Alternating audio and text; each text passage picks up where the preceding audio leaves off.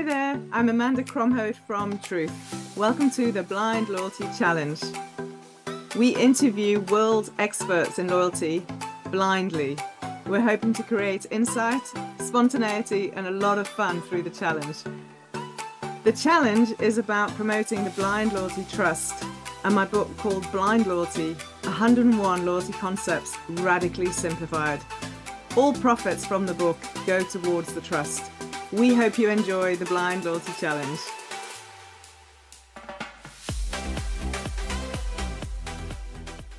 So for today's Blind Loyalty Challenge, I'm absolutely excited to connect with Berlin. We have Sam Panzer, he's Director of Industry Strategy for Talon One. So Sam, thank you for joining us.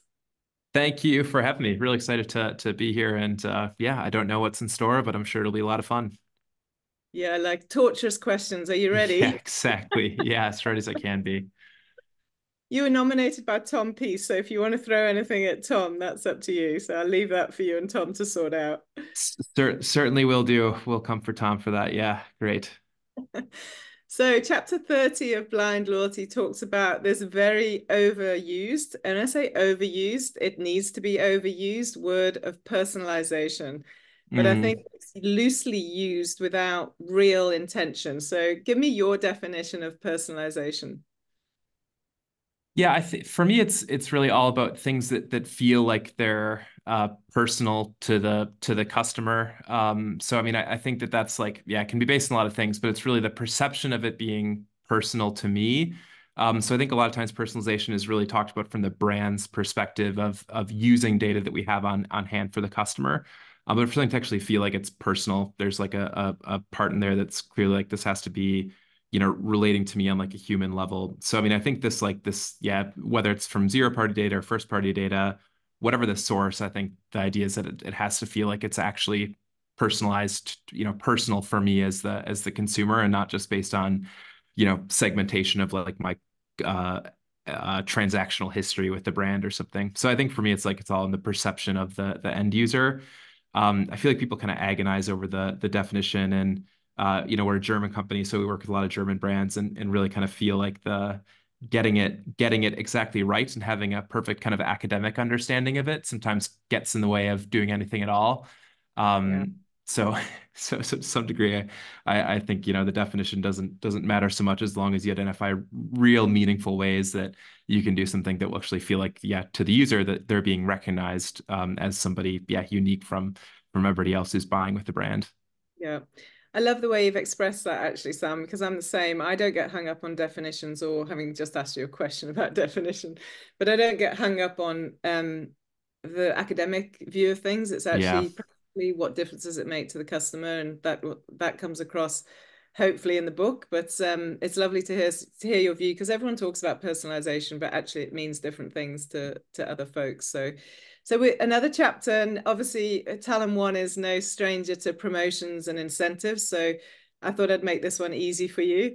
So chapter Hmm. 47 talks about the sort of promotional activity in a store, for example, for retailing versus, and this is the question, not the chapter, versus the buildup of long-term rewards. So what do you think is more effective? In and out, quick discounts and incentives, or buildup of long-term rewards? Yeah, it's a great question, and I'm gonna say both, or some punt on answering that in an intelligent way. But I think that, I mean, promotions and like kind of targeted incentives are really effective when they are tied to a specific behavior that the brand wants the member to take on. So I think a lot of really uncompelling incentives go out to customers that are really kind of focused more on, hey, we want to see a bump in revenue during a slow week in the calendar year, so we do 20% site wide or something. To me, those kinds of incentives, like the objective from the brand perspective is way too broad. And then from the customer perspective, like effective promotions take a brand goal and a customer goal, and then find the most efficient way possible to link those two things together, where the customer gets, new item discovery, more economic accessibility to the brand, feeling of recognition, convenience factor, something like that, and then links it to like a brand outcome and finds a mechanism to make that work. But most promotions just don't do that. They just kind of try and juice revenue in a I don't know in a pretty short-sighted way that ends up Mm. yeah, diluting the brand, condition the consumer to expect deals, obviously shredding margin on the transaction. So there's lots of ways that promotions and incentives destroy value. I know Boston Consulting Group has done some research where up to like 30% of promotions yield a negative ROI. I was always kind of surprised that number is so low because based on what I see in the market, there's just so many uncompelling incentives out there that, including those that are sent to loyalty members, we're just not really serving the brand. So I'd say, like, in some sense, it's more important to pay some attention to that because it's so often neglected and missed, and you're just I don't know, you're so much of it is just using a like a sledgehammer when you really should be going in with a scalpel to do something really specific and really precise. The long-term stuff is yeah, I'd say it's more important and more effective in terms of like the long-term goals for the brand, and loyalty program should be, more long-term oriented of how do we move our customers towards towards like a profitable relationship with us where it's meaningful and long-term with a lower likelihood of churn. Um, Promotions are like a key tool to get towards that long-term outcome. But I don't know. I just feel like there's such a mess in the incentives and the promotion side of loyalty programs that my mission is really to help brands solve that, so that you Expert. can even get towards the long-term stuff. Yeah, absolutely. We've come across research actually that our partner in the market, brand map study does that shows the customers who truly engage in both, how much deeper engaged they obviously are over everything, so it's not a versus kind of question. It's a both if you can get it right. But I do think I'm making this way too easy for you. So Yeah, right, right. so my last question. So which industry do you think is least responsive to loyalty promotions? Yeah, it's always about I mean the frequency. So like we work with everything from like coffee shops where you can get customers who come into the shop 5 times a week, all the way to like wedding gown stores where really hope that, I guess the goal of that product category is that you buy once in your life. So like the frequency that we work with varies a wide deal. The lower the frequency, the more difficult it is to actually stimulate a behavior that Cool. like Yeah. to get the customer to take an action when you want them to. So I think like, I feel like we do some work in leisure travel and always thinking about like how do we actually motivate the customer to take an action they wouldn't have otherwise. A lot of the loyalty and the promotional marketing in kind of like leisure travel is more like hoping that you have presence of mind so that when a customer is ready to book, they book with you. But that's a little bit different from like, can we actually get them to make a booking that they wouldn't have done otherwise? I mean, it's more like kind of competitive switch from somebody else. So I always think like the lower the frequency, the more difficult it is.